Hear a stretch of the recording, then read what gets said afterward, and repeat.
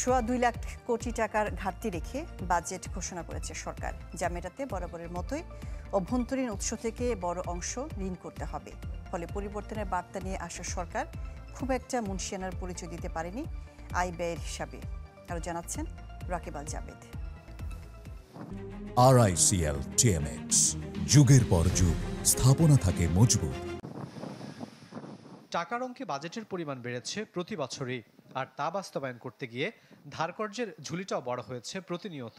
প্রথা ভেঙে পরিবর্তনের বার্তা নিয়ে আসা অন্তর্বর্তী সরকার মনোযোগী হয় বাস্তবায়নমুখী বাজেটে। যদিও অর্থ উপদেষ্টার বাজেট প্রস্তাবে বিগত রাজনৈতিক সরকারগুলোর সাথে খুব একটা পার্থক্য ছিল না আয় ব্যয়ের হিসাবের ক্ষেত্রে। সম্পদের সুষম বন্টন ও বৈষম্যহীন বাংলাদেশ গড়া এবারের বাজেটের অন্যতম লক্ষ্য। একটি যৌক্তিক ও বাস্তবায়নযোগ্য বাজেট প্রণয়নই হবে এই বাজেটের একটি অন্যতম উদ্দেশ্য।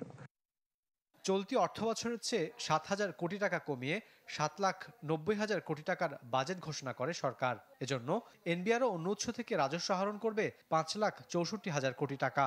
আর ঘাটতি থাকছে 2,26,000 কোটি, যা গেলবারের তুলনায় 30,000 কোটি টাকা কম। আমাদের এবারের বাজেট কিছুটা ব্যতিক্রমধর্মী। দেশের ইতিহাসে প্রথমবারের মতো আমরা বিগত বাজেটের চেয়ে ছোট আকারের বাজেট আগামী অর্থবছরের জন্য প্রস্তাব করছি। আগামী 2025-26 অর্থবছরে মোট 5,64,000 কোটি টাকা রাজস্ব আয়ের প্রস্তাব করছি, যা জিডিপি 9%। ঘাটতি অর্থের যোগান নিশ্চিত করতে বরাবরই অভ্যন্তরীণ ও বিদেশি ঋণের উপর নির্ভরশীল সরকার।